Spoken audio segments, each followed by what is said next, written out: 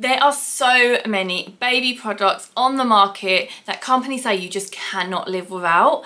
So I'm here today sharing with you my baby regrets so that you don't have to waste your money.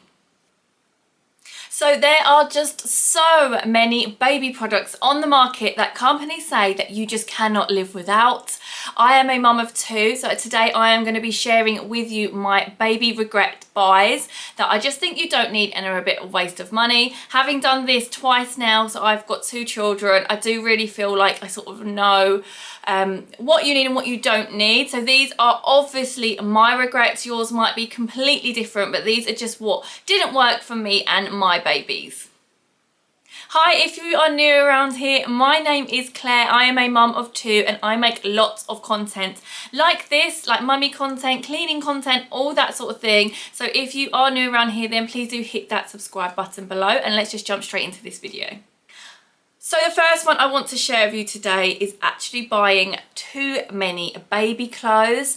I know it can be so hard because they are so tiny and so cute, but also you get so many as gifts as well. And especially when they are that small, they just grow so quickly. So you really don't need as many baby clothes as you think.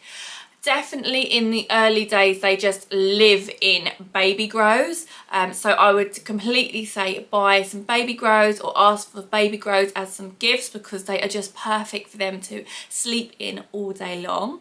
And especially with baby grows, I think one regret I had is buying the ones with the poppers because you spend so long matching them up for them to be wrong, to have to do it again. And I would definitely recommend buying the ones with zips. These are so much easier, especially when you're changing in the middle of the night when they need a feed or a nappy change, and to just have the zips, it just makes your life so much easier and so much quicker. So I definitely recommend to buy baby grows with the zips as opposed to the poppers. And then clothes in general, you might just want to buy a couple of cute outfits, but outfits in general can obviously again be difficult with little babies with changing them, but you might want a cute couple of cute ones for nice pictures. But overall I would say just to buy lots of baby grows. So sticking kind of with the clothes, it's actually baby mittens. These were just a complete waste of money for us. We didn't really use them, and if we did, they would fall off and not really work. Obviously, it's to prevent babies kind of scratching their faces and that sort of things, to wear little mittens on their hands. I just wanted to say with the baby grows, a lot of them now come with sleeves that you can wrap over their hands, so they've got an integrated kind of mitten. These are great, so I would definitely recommend looking for those, but just mittens on their own just really don't work. For us, I've heard of people as well using socks as mittens. So you've got little baby socks, you could put socks on their hands. I thought that was quite a good little hack as opposed to just buying baby mittens. But overall, I would definitely look for the baby grows that have the integrated mittens because I think these work the best. Baby shoes is another one on the list that I sort of regret buying. They just don't need shoes when they're that small, and also, as I said, they kind of live in baby grows, so you wouldn't really put shoes over a baby grow anyway. So yeah, I just kind of regret buying them. They're a bit of a waste of money and they don't really use them. It's kind of just a really cutesy thing to buy that you don't really end up using. So I definitely recommend leaving that off of your list because you just really don't need baby shoes. So next on my list is a baby wrap carrier. Now, so many people have recommended these and really get along with them, but we just did not, or I just did not. So it is the wrap carrier. So I just find them quite intimidating, quite like, have I wrapped him correctly? So it was just a little bit overwhelming for me, I think, having the wrap carrier. When he was in it, he absolutely looked really comfortable and he would sleep in there and it was really nice. He was so close to me. And obviously it's really nice in those early newborn days. It's really soft and comfortable for them. But I just really think for the price, I didn't use it enough. So I really wouldn't recommend it. Just this definitely didn't work for us. But what I really did enjoy using was our actual baby carrier. So we have the Baby Bjorn 1 carrier and I absolutely loved this carrier. So this was a proper, just felt it more sturdy carrier for us. And you can use it from newborn all the way up to 3 years old. So it has 3 different positions. You can have them facing into you when they're really little. As they get bigger, facing outwards. Then as well, you can have them on your back when they get that little bit heavier. So it was just, yeah, really a little bit more versatile, and just got a lot more use out of it. As I said, the wrap one for us, it just, yeah, just wasn't really something I felt comfortable wearing. And if I was on my own trying to use and put him into it, I just didn't feel comfortable that he was in it correctly, where with the proper carrier I was just more confident with that. And just really enjoyed wearing him in that. So yeah, for us, the baby wrap carrier just didn't work. Just another note with the carriers, I would say with my first child, we bought a cheaper brand baby carrier. And again, this just really didn't work for us. It was incredibly uncomfortable as she got that much bigger. So second time round with my son, we invested in a much better carrier. I think we just did that little bit more research, and there's places where you can go like John Lewis and different shops that they obviously stock so many, so you can really try these carriers out and try them on. So I would definitely recommend doing that, doing your research just to buy a really good carrier, because they are an investment. They're definitely not cheap, but I think first time round we got that wrong. So second time round, I'd definitely say do your research, try out all the carriers, and see what you think, and see how you would think you would use them, and then go from there. But yeah, definitely do your research and buy a really good baby carrier.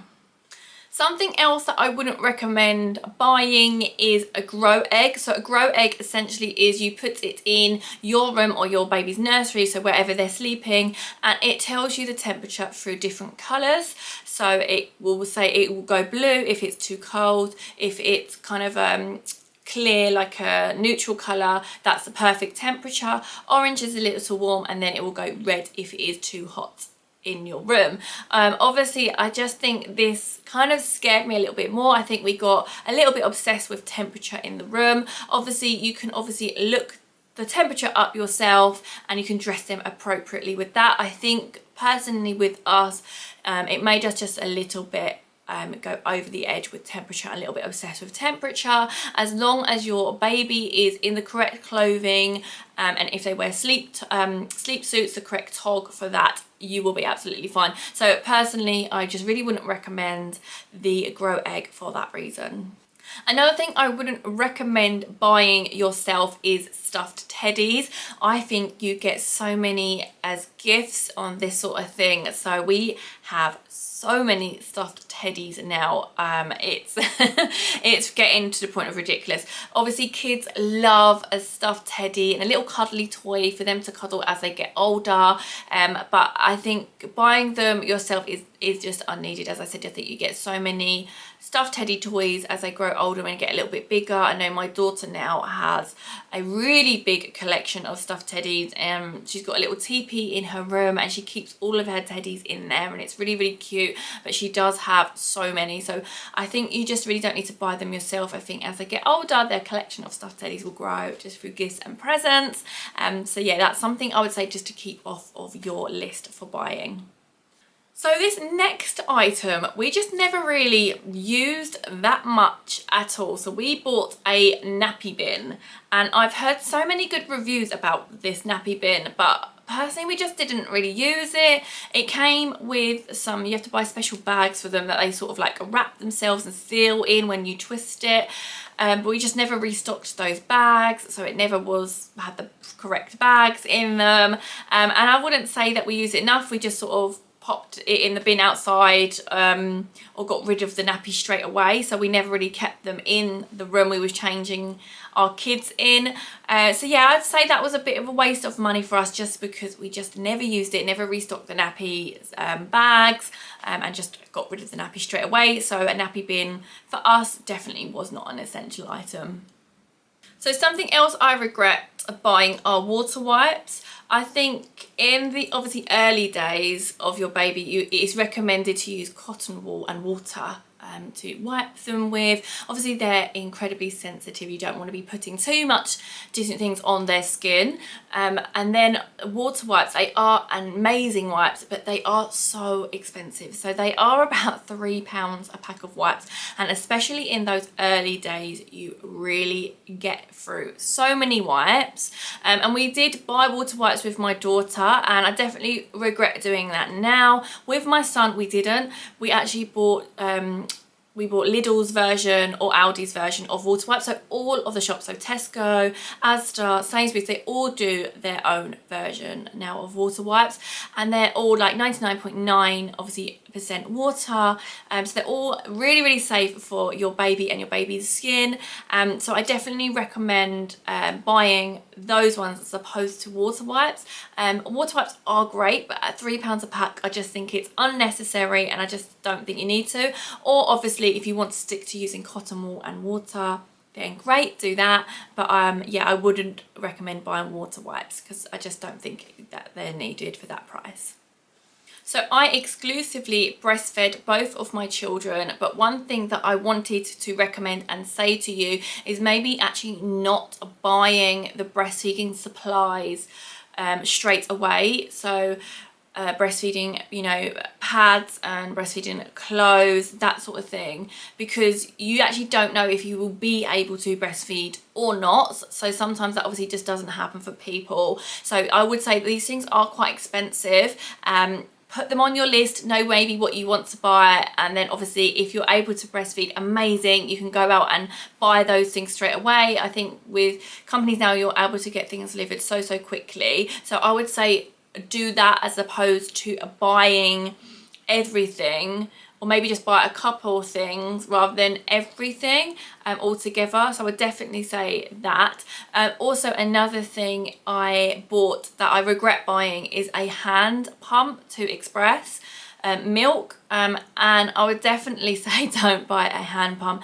Definitely buy an electric one over a hand one. I really did not like using the hand pump, so I definitely recommend an electric one. This will be faster, easier, and one thing that you haven't got when you've got a newborn is time. So I don't even know why I thought I could sit down and hand pump using a breast pump. I just don't know how I thought that would work.